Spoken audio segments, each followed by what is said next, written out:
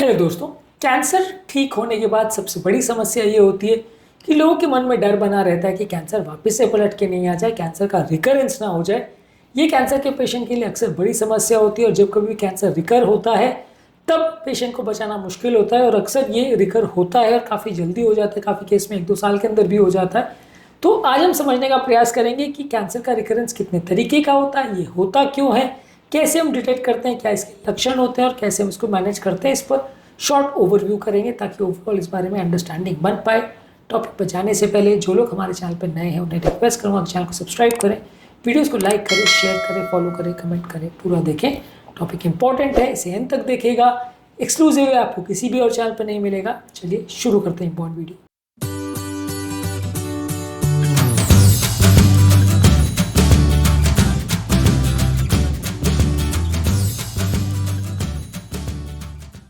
सबसे पहले समझने की ज़रूरत है कि रिकरेंस यानी कैंसर का फिर से आ जाना ठीक होने के बाद ये कितने तरीके का होता है। एक होता है लोकल रिकरेंस, यानी कि जिस ओरिजिनल साइट पे कैंसर ठीक हुआ वहाँ पे अगर पूरी तरह से हटाया नहीं गया था तो वापस से कैंसर के सेल्स आ सकते हैं। आप उसको टेस्टिंग द्वारा, इमेजिंग द्वारा या बायोप्सी द्वारा कंफर्म कर सकते हैं।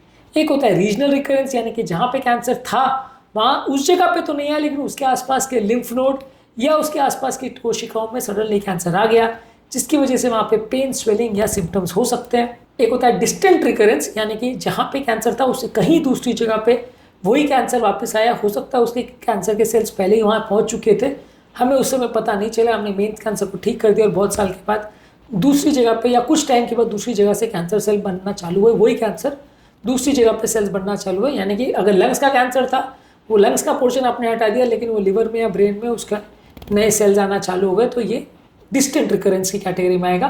ये रिकरेंस होता क्यों है? इसके होने का कारण ये है कि मान लीजिए मेन ट्यूमर को जो आपने निकाला तो कुछ सेल्स बच गए जो आपको दिखाई नहीं दिए, या कई बार ऐसा है कि बहुत अग्रेसिव सेल्स जब होते हैं तो वो वापस से पलट के आ सकते हैं, खासकर जैसे पैंक्रियाटिक और ओवेरियन कैंसर जो कि बहुत अग्रेसिव होते हैं, इस पर बार बार रिकरेंस होता है। कई बार ट्रीटमेंट का रेजिस्टेंस होता है, यानी कुछ कैंसर के सेल्स इनिशियल ट्रीटमेंट में सर्वाइव कर जाते हैं, बच जाते हैं, आपको लगता है कि मर गए लेकिन वो कीमोथेरेपी या रेडियोथेरेपी के बावजूद भी बच जाते हैं और वापस पनप के आ जाते हैं।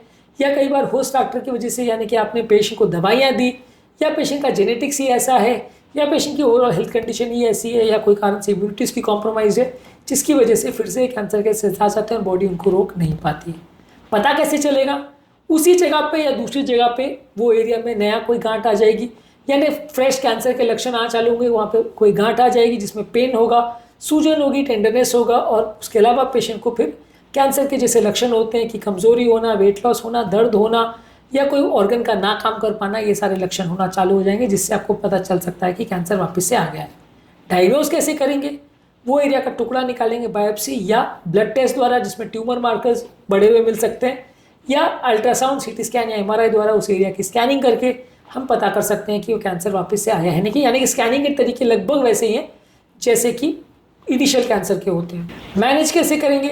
अगर मान लीजिए लोकल किसी जगह पे हुआ है तो उस एरिया को फिर से सर्जरी करके निकाला जाएगा, या उस एरिया को रेडियोथेरेपी देके उस लोकलाइज एरिया को मारने का, वहाँ पे कैंसर सेल्स को प्रयास किया जाएगा, या कुछ हार्मोन थेरेपी देके या कीमोथेरेपी देके उसको ठीक करने का प्रयास किया जाएगा, यानी सेल्स को वापस ठीक करने का प्रयास किया जाएगा। ज़्यादातर इसको नए कैंसर को पुराने जो कैंसर के शैली में ट्रीटमेंट किया वैसे ही किया जाता है, थोड़ा बहुत उसमें स्ट्रैटेजी को मॉडिफाई किया जा सकता है। साथ में अगर किसी व्यक्ति को ऐसा कैंसर है जो बहुत दूर फैल गया है तो फिर आप उसमें सर्जरी शायद ना कर पाएँ, तो ज़्यादातर केस में आपको chemotherapy, radiotherapy, immunotherapy, hormone therapy, इस पर काम चलाना पड़ता है। और अगर पेशेंट का कैंसर बहुत ज़्यादा फैल गया और ठीक नहीं हो सकता है तो पैलिएटिव केयर देना पड़ता है, यानी कि पेशेंट के लास्ट के कुछ दिन ठीक ठाक बीत जाए, उसको ज़्यादा प्रॉब्लम नहीं हो। इस प्रॉब्लम को और प्रताड़ना जो कैंसर से होती है उसको कम करने का प्रयास किया जाता है, जिसको पैलिएटिव केयर बोलते हैं। ये पैलिएटिव केयर क्या होता है और अलग अलग तरह की कैंसर की थेरेपीज कौन कौन सी होती है, इसको ऑलरेडी हमने अलग अलग वीडियोज़ में डिस्कस किया है। ये रिकरेंस ना हो इसके लिए आप क्या कर सकते हो? एक तो ये कि पहली बार जब ट्यूमर का ट्रीटमेंट हो तो वो प्रॉपर तरीके से हुआ, उसमें कुछ छूटा ना हो, बार बार उसको रीचेक करिए, बार बार फॉलोअप करिए ये देखने के लिए कि वापस नहीं हुआ है।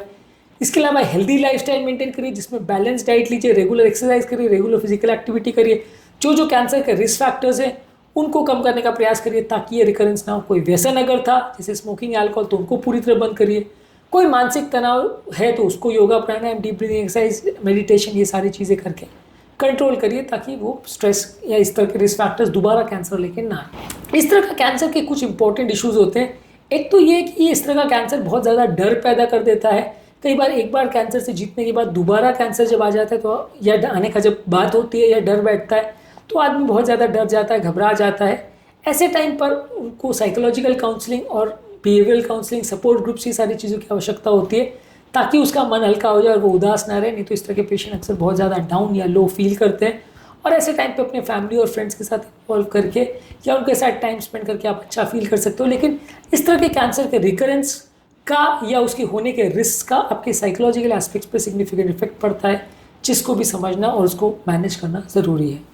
टॉपिक को एंड करने से पहले जो लोग हमारे चैनल पर नए हैं उन्हें रिक्वेस्ट करूँगा कि चैनल को सब्सक्राइब करें, वीडियोज़ को लाइक करें, शेयर करें, फॉलो करें, कमेंट करें, पूरा